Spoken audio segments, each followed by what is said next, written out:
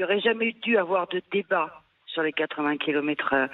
Et le débat qui a existé montre à quel point notre pays n'est pas prêt à adhérer aux mesures concernant la sécurité routière.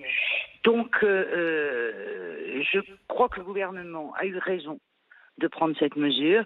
Ça a été infiniment courageux et on sait le prix qu'il en a payé, aussi absurde que ça soit.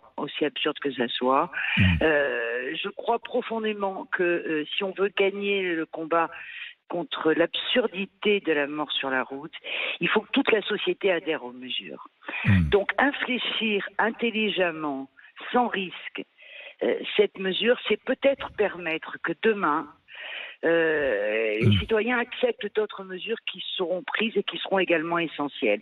Ouais. Donc, pourquoi pas, mais n'oublions jamais que derrière les chiffres que les journalistes égrènent sans émotion, il y a des vies humaines brisées.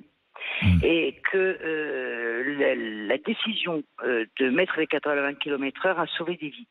A sauvé des vies. 78% des Français favorables à la suppression de la limitation, à la suppression des 80 km/h. Oui, mais ça vous interpelle pas, ça? Si. Ça devrait tous nous interpeller. On devrait tous être debout sans gilet pour dire halte aux conneries en France, quoi. Hein. Voilà. Les 80 km/h, c'est démontré scientifiquement que ça sauve des vies. Le problème aujourd'hui, et c'est pour ça que le gouvernement a raison d'infléchir cette mesure, le problème c'est que la société est systématiquement contre les mesures qui peuvent sauver des vies. Il faut qu'on trouve tous un moyen que demain, 80% des Français adhèrent à ces mesures. Alors infléchissons-la.